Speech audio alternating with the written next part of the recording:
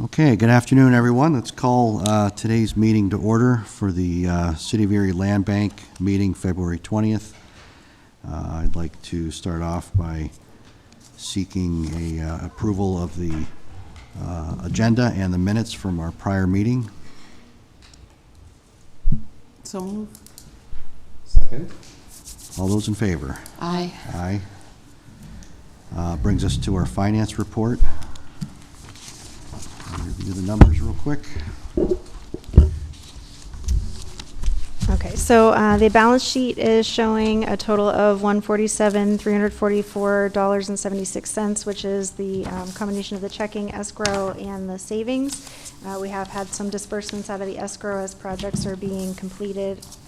And on the profit and loss, we are showing the $25,000 rehab expense. That was the stabilization and tarping of 1319 Parade Street.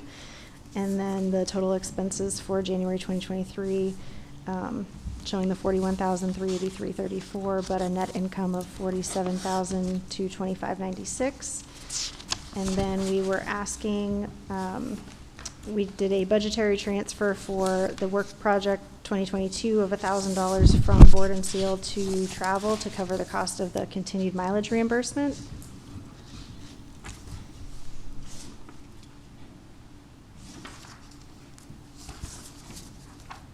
I'm sorry, April, did you say that whole $25,000 was parade? The 1319? Yes, the $25,000 was the stabilization and tarping of 1319 Parade.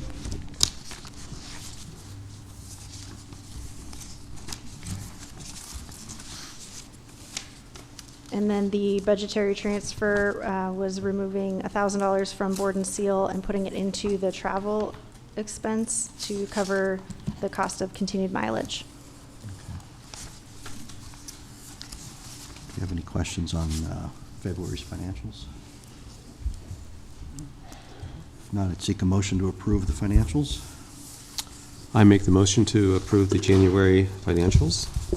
Second. All in favor? Aye. Aye. Do you need a separate motion for that transfer? No, it was just approving the financial. Okay, yeah, it was All right. just lumped in there. Okay. Very good. Takes us to citizens to be heard. Did anybody sign up today? Nope. No? Okay. All right, takes us to report of the executive director, Aaron. All right, so I provided for you the work plan 2022 update. The major activity's been on the 25 or 24 properties that completed condemnation in January. Mindy's been working on getting those out to bid so that we can get those properties demolished and the sites restored and those conveyed to side lot owners. And then work plan, was there a work plan 23? I guess just as an update to work plan 23 is that we're still working through Gene with the acquisition of those tax sale properties, and then we'll have later on the agenda the identification of condemnation properties for the land bank for the 2023 work plan.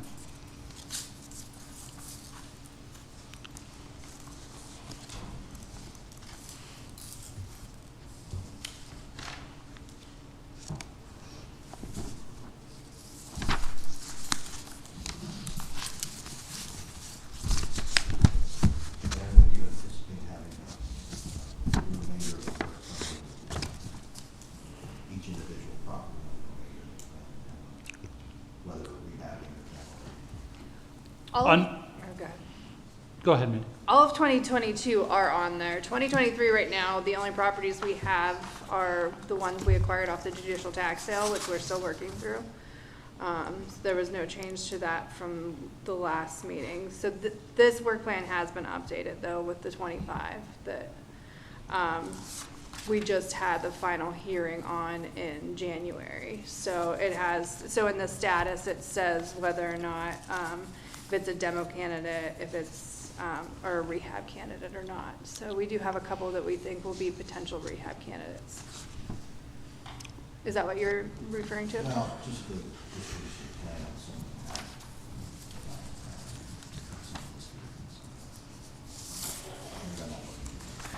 Yeah, I think that's the disposition plan is basically once the demolition is complete, it'll say vacant lot or, yeah.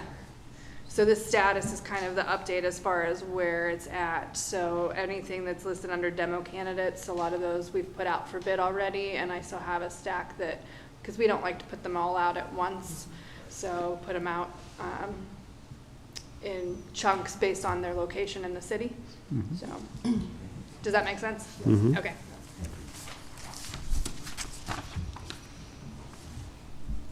Anything else? Nope, that's all I have for today. You want to give us the solicitor's update? Absolutely. So since Gene is out of town, just working through the 811 West 7th Street, which was a judicial tax sale acquisition for 2021. That's the quiet title action.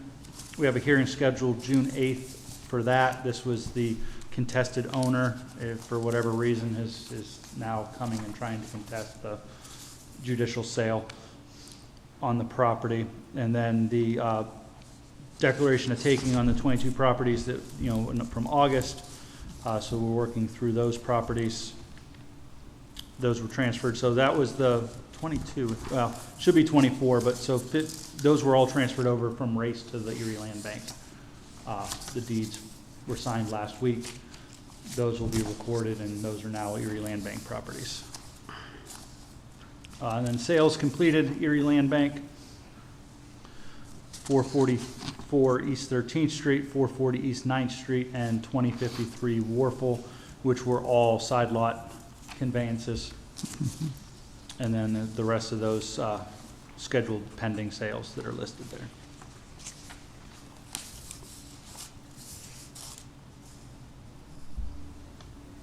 So I just have one question to make sure I'm understanding. So on the solicitor's report where we see the declaration of taking properties, so those are now on our work plan for 23, is that right? For 22. So that work plan 22, those properties were always on there. We filed those condemnations in June of 2022. And because of the court process, it has taken us this long to get to that point. So, and that's where we're trying to get the properties identified in February so that we can go through the process and hopefully have those condemnations filed in April, which will hopefully get us more in line with the year and the calendar to have those completed and demolished before the end of the year. Okay, thank you. Because it does get a little confusing as we're in 23, but we just finally got the ability to go after those 2022 properties. Got it. And just like the 2021 work plan, 2022 will have a straggler on it, as 221 Locust Street is up for the Board of Viewers, which is scheduled for March 6th at 2:30. We will tour the property with the board who has been appointed as the Board of Viewers for that property, and then they will continue to make the decision on where that goes from that point, whether or not our condemnation action was justified or not.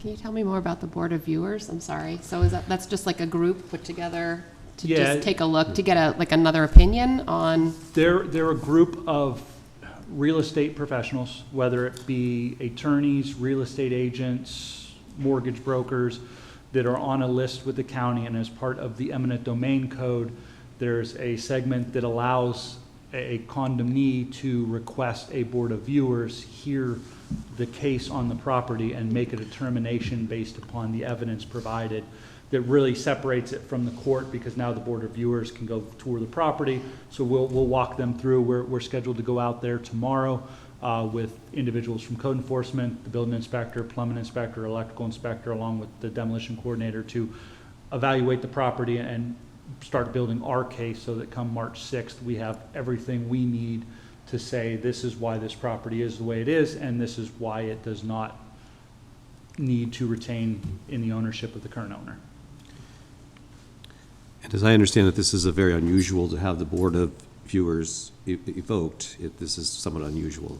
Yes. This doesn't happen every day. No, this is only the second time that we've had a Board of Viewers appointed. The other one was 422 Poplar Street. The Board of Viewers failed to schedule any view or hearing on the property, so then we requested the court to pull that property back. It went back to Judge Dimitrovich, and she ultimately ended up ruling on the case. So we're moving a lot better now. We actually have dates scheduled with the Board of Viewers. There's a Board of Viewers appointed, so we should be able to go down this road relatively quickly.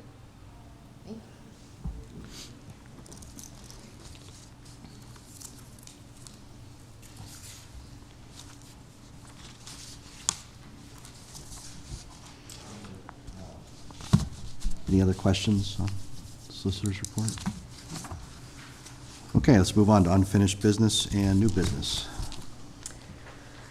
Okay, the next on the list is demolition bids. So in your packet, you have a list of, I didn't count how many there were. 11 demolition bids. These are all part of that 24 that we just had the final hearing on in January that we've determined to be demolition candidates. All of these submissions were from the lowest bidder, so. I don't know if you wanted to go through them individually or how you wanted to review them. I just had one quick question on 936 East 9th. There was 2 structures on that? That bid includes both, or is that the one that had 2? Yeah, any of the properties that have 2 structures on them, the bid is not in the to packet. demolish all structures on I the assumed it property. was, but I wondered, Yeah. because it looked like it was maybe a separate house. They used to have 2 houses on properties back in the day. or- Yeah, I think there's that one. There's one on 25th Street that also has 2 structures Okay, on but- it. that's but they're not been both- bid, they're but both coming down. Yes, it always includes the demolition Okay. of the main structure, any accessory structures such as garages, because that is the city's code that there's not. I permitted figured to it be- was, but this one looked like maybe it was a second residence at one time. I didn't know if that mattered, but they're both coming down. Okay. No, they're both coming All down. right, thank you.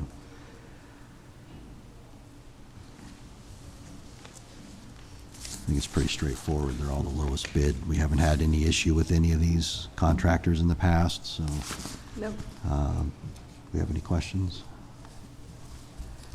Do you want this approved in one slate, or? Yeah, one That's motion to Okay. approve the demolition. Then I would bid. seek a motion to approve the 11 bids for demolition. So moved. Is a second? Second. All in favor? Aye. Aye. Any opposed? Okay, thank you. The 2023 work plan properties. Yes, so for these properties, that's what I have up on the big screen, are the individual sheets that go over the different code violations, some pictures of what the properties look like, any past due taxes, utilities, things like that. I will tell you, all of the properties on this list, with the exception of one, have inactive utilities, and I can tell you why the one has active utilities when we get to it, so. But these are all properties that we are requesting the land bank to request to the redevelopment authority to take through eminent domain as part of the 2023 work plan. So 353, 355 West 3rd Street. All the utilities are off. It does have delinquent taxes, and it has had code issues since 2011. 207 West 3rd Street, code issues since 2019, or excuse me, code violations since 2018, delinquent taxes, and the building is in very rough shape, so. 715 West 4th Street, code violations since 2019, past due taxes, and the property is in very bad shape, so. If you guys have any questions, please stop me, or else I'll just keep going through those if that's all right. 901 West 4th, code issues since 2019. All the utilities are off, over $8,000 in delinquent taxes, and multiple issues with that building. Is that the former tavern? Yeah, I was gonna say that's the former 901 Bar and Grill, the one that was raided and shut down. Yeah. So this would be a very good one to move along. Yes, it is a property that has been seeked for acquisition for several years now, so. Great. Yeah, I think a lot of the properties on this list are ones that have been issues for the city for a long time. Yeah, Well, it looks like they've been declared for quite a while. Yeah. 5 or 6 years in some cases, Yeah. so. when you start recognizing the addresses, you know it's, you know it's time. Right. So 520 East Fifth Street, code violations since 2010, no delinquent taxes at this time. The homeowner, there's no utilities, there haven't been utilities for a long time. He's basically using the house as storage, throwing a lot of stuff into the backyard, and it sits in a nice neighborhood, so it's really taking its toll on the neighbors. Mhm. Is that one that's salvageable, Mindy? I hope so. Yeah. Yeah. 435 East 28th Street, code violations since 2003, over $1,800 in past due taxes.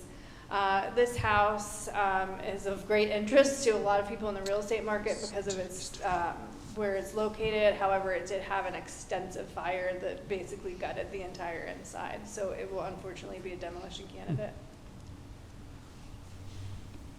163 Brighton Avenue, code violations since 2017. There are delinquent taxes. This is another one that has extensive garbage, sits in a really nice neighborhood, and has had a lot of issues over the years. Mm. Where's Brighton Avenue? I'm sorry. It is, It's west of Peach and Peach and 23rd, kind of. Is that what you would call it? yeah, almost up there in almost up to West Grandview. Oh, no, yeah, Up it's off higher than 20, yeah. it's- Miracle Mile, each okay. section of Peach Street Got it. Yeah. on the west Okay. side. Okay. All right. Where the road goes to Elmwood. Mm-hmm. No. Is that one, Mindy, you think might be salvageable as well? I don't know, the It's early outside yet? looked pretty rough, Okay. yeah, Okay. and I think it's been neglected for a really long time. Yeah, okay. 2321 Cameron Road, issued since 2016. There are no past due taxes. This one remains, it hasn't had utilities on in a long time. It sits up in a nice neighborhood. It just has had no activity on it, so. 2712 East Avenue. Oh dear. Yes. Yes. There's a lot of garbage and debris, and it has had a lot of code violations. Police have been called out there several times, so. 1320 Patterson, code violations 2011. No utilities, no past due taxes at this time. That one, the outside is accumulating a lot of garbage and debris as well, and it's in a nice neighborhood too. 320 Plum Street, code violations since 2015, over $5,000 in past due taxes. Mindy, I'm sorry, can I just ask? There's two of these that have the pre-condemnation letter sent twice. This is one of those. I'm just curious what happened there that one was sent and then we had to do it again? Because it was sent such a long time ago, and because we wanted to approach it again, I thought to do our due diligence to say, hey, this is, we're going through with this time, Okay. that it would be best to send them a letter again to give them the opportunity to come forward and say that they were going to do something with the So houses. we didn't have to, but out of courtesy, you wanted to make sure that the owner was aware. Exactly. And no response, No. right? No. Yeah, so you'd figure when they were sent in 2019, the owner probably did respond at that time. So we didn't follow through from the redevelopment authority side for condemnation. Pull it off. They say they're going to do something. We hold off on it. As Mindy said, we send it out again because we're just trying to alleviate any property that would end up contesting us in court.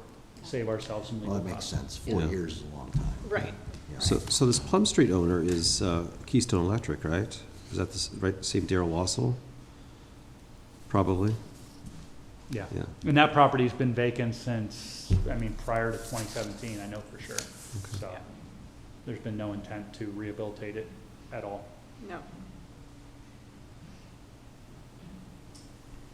30608 Sassafras Street, code violation since 2018, over $3,000 in past due taxes. House is vacant and in disrepair. And that was, I don't know why Wayne Street's not on here. There was one more, 2811 Wayne Street. I don't know how I missed that one. I apologize. That one does have past due taxes and has had code violations for a long time. So it was declared blighted, I believe, in 2009. And just the 207 West 3rd Street and 306, 308 Sass are owned by the same owner. They do reside in Massachusetts, I believe. Whenever we had sent stuff in the past, 2017, I believe, or 18, and last summer, they did respond. They did provide some list of planned remediation to those parcels, but they have failed to do anything at any point when they've said they are going to do it. They will more than likely contest our taking. They didn't really reach out recently, but once they get that court action, they're more than likely will file preliminary objections to the taking. So those ones might get tied up for a little bit, but they have been negligent to do anything to the property for many years, so. And to talk about the one that has active utilities,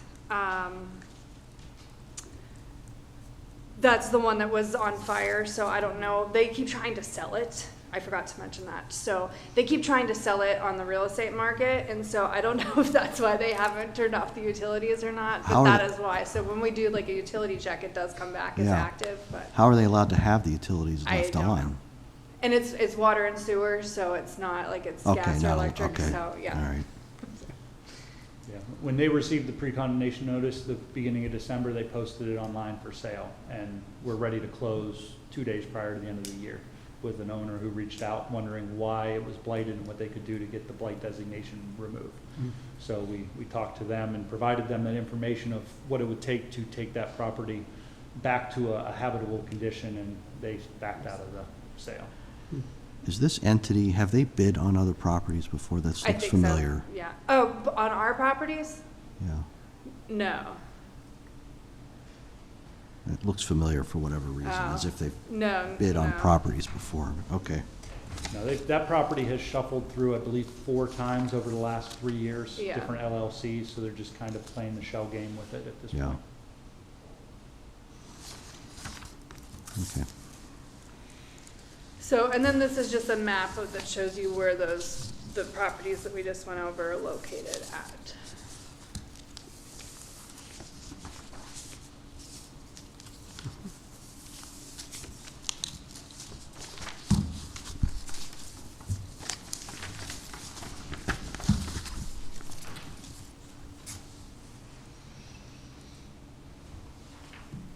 Any questions? On the map you have, and then we can toggle on the redevelopment authority properties too, just to show you, why the land banks seem to be on the outside. The redevelopment authority went after ones in the QCTs under the ARP blight mitigation. So we're utilizing that money for those condemnation actions, and then utilize the land bank funds for areas where the ARP blight mitigation funds are not eligible, so that we can try to become, and be more holistic across the Yeah. entire city and address every neighborhood equally. So the bulk of these addresses are not in a QCT then? No. However, QCT 26 was added this year, which a couple of them fall in that, and QCT 3 and 4, which is East and West Bayfront, are now eligible for ARP funding, but still, we're kind of sticking with the route we were going. Okay. So we're just looking for a motion to allow us to request the redevelopment authority to seek condemnation of those properties and move forward with that declaration of blight with the planning commission, and then resolution from the redevelopment authority board. Okay. Well, then I would seek that motion. So moved. Can I get a second? Second. All in favor? Aye. Aye. Any opposed? Okay, ayes have it. On to a proposal for 1027 East Third. Yes.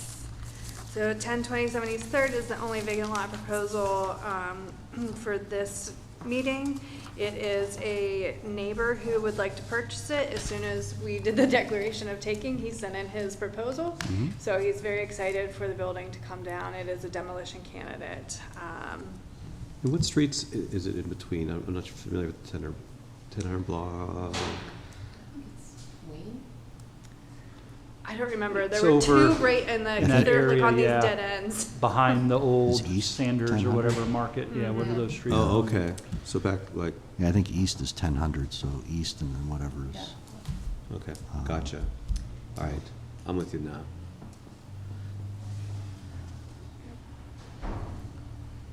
And I'm sorry, Minnie, did you say so he's next door, does he rent or does he own? He owns. He owns, okay.